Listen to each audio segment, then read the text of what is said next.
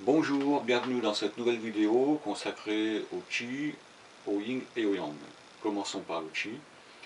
Qu'est-ce que c'est que le Qi? Eh bien, on peut dire que c'est une substance universelle qui imprègne tout l'univers et tous les êtres vivants. Voilà. Du point de vue du Qigong, nous, on va s'intéresser au Qi du ciel, qu'on peut aller chercher, au Qi de la terre, qu'on peut également capter, et au Qi de l'homme, et de la femme, évidemment, je parle de l'homme au sens large. Voilà. On va s'intéresser plus particulièrement au Qi de l'homme. Alors, avec deux volets, d'où vient ce Qi, comment est-il fabriqué, et ensuite, quelles sont les différentes formes de Qi qui cohabitent dans le corps. Voilà. Alors, le Qi vient tout simplement de ce qu'on mange et de ce qu'on respire.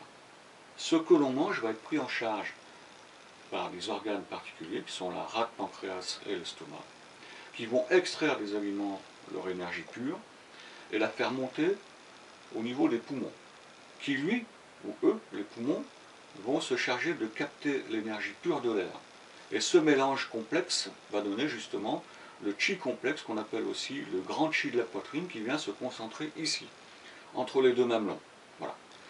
Alors ce Qi complexe ou grand Qi de la poitrine, appelé par les Chinois Zong Qi, Z-O-N-G, eh bien, il a pour rôle déjà d'aider à la propulsion du sang et de l'énergie dans les vaisseaux et dans les méridiens. Voilà. Donc il aide le cœur et les poumons dans leur fonction. Et d'autre part, il est à l'origine de la force de la voix.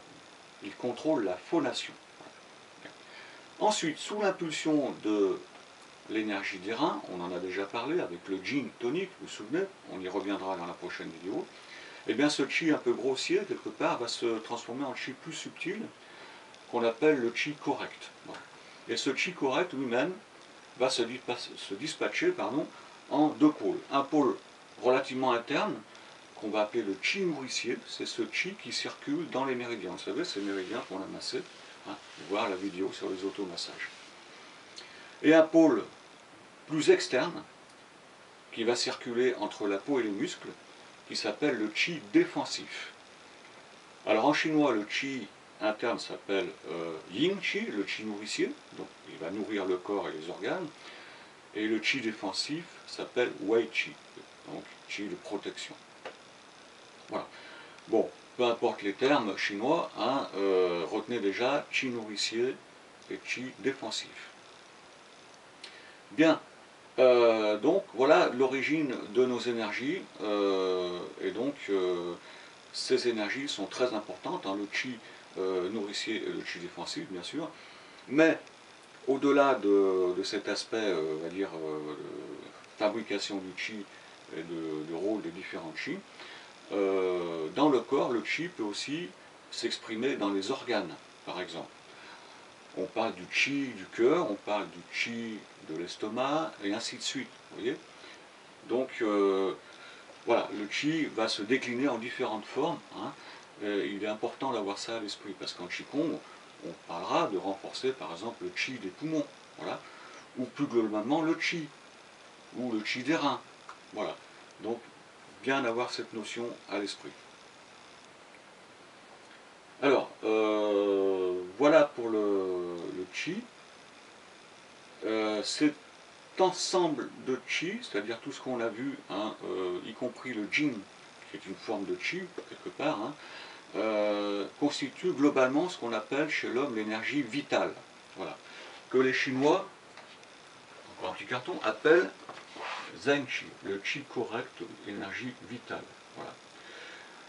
Par opposition au Qi pervers. Eh bien oui, même le Qi peut être pervers. Voilà. Alors qu'est-ce que c'est que le Qi pervers? Xi Qi. Eh bien ce sont essentiellement les facteurs pathogènes externes qui peuvent nous agresser. L'humidité, la chaleur, le vent, etc. Et donc on a cette permanente, ce combat permanent entre notre Qi vital et le Qi pervers. On retrouve ici les notions d'immunité, quelque part. Voilà. Bien, voilà pour le Qi, c'est pas la peine de développer plus à ce stade. Maintenant, on va parler du Yin et du Yang. Mais, pour parler du Yin et du Yang, je vais justement revenir au Qi. Et on va regarder l'idéogramme du chi. Alors vous voyez l'idéogramme du chi, ici, eh bien il est constitué de deux parties. Voilà. Une partie où on voit ici une botte de riz qui est en train de cuire.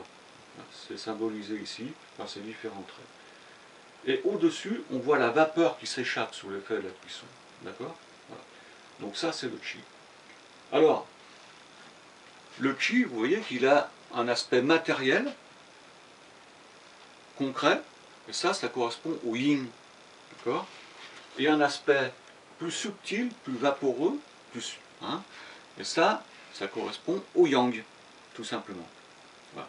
Donc déjà, une première approche du yin et du yang, dans le symbole du chi, vous avez déjà, dans l'idéogramme du chi, pardon, vous avez déjà la notion de yin et de yang. D'accord? Alors ce yin et ce yang sont dans une complémentarité, hein, ils s'engendrent l'un et l'autre, ils sont indissociables, et vous allez retrouver ça dans le fameux symbole, le dessin qu'on appelle le Tai Chi Tu, mais qui symbolise en fait, ici, le Tai Chi, Chi ici, J-I, d'accord, qui veut dire le fait suprême, d'accord. Donc souvent on appelle ça à tort le symbole du Tao, hein, mais voilà, c'est pas complètement faux, hein, ça s'appelle le Tai Chi, le fait suprême. Et donc ça symbolise ici cette notion de dynamique entre le yin et le yang qui est perpétuelle, hein, et obligatoire, parce que s'il n'y a pas de yin, il n'y a pas de yang, et inversement, et il ne se passe rien. Voilà, tout simplement. Alors, comment est-ce qu'on peut dire que quelque chose est yin ou yang? Il y a des grands repères. Tout ce qui est en haut est yang, tout ce qui est en bas est yin. Tout ce qui est à la surface d'un contexte, d'un corps par exemple, est considéré comme yang. Tout ce qui est à l'intérieur, les organes par exemple, est considéré comme yin. D'accord? La femme est considérée comme yin, et l'homme comme yang.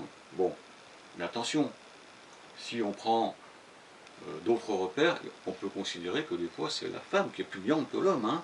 Des fois c'est la femme qui porte le pantalon, hein. D'accord? Voilà. Tout ça pour vous dire en fin de compte que cette notion de yin et de yang est très relative. Prenons l'exemple de l'eau. Si je considère l'eau liquide par rapport à l'eau vapeur, je vous ai dit que le yin c'est déjà tout ce qui est manifesté, tout ce qui est visible, d'accord? Eh bien l'eau, évidemment, est yin, et la vapeur, subtile, presque invisible, est yang, d'accord? Maintenant, si je considère l'eau liquide avec la glace, d'accord?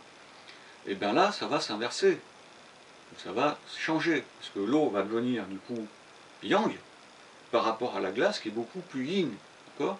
Voilà.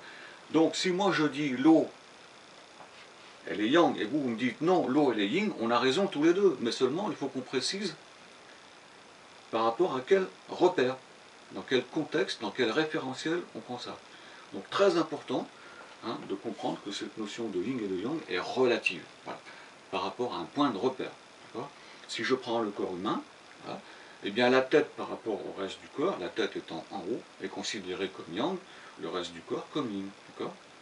Mais ici, si je considère les trois foyers dont on a déjà parlé, on pourrait dire que le foyer supérieur est yang, parce que plus haut, et le foyer inférieur est yin, et ainsi de suite. Alors, pendant qu'on est sur le corps, tout ce qui est face antérieure du corps, face antérieure des avant-bras, ici le côté interne, ici les jambes, tout ça c'est considéré comme étant yin, les parties yin du corps. Et les faces postérieures du corps et latérales sont considérées plutôt comme yang. D'accord? Voilà. Donc ce yin et ce yang,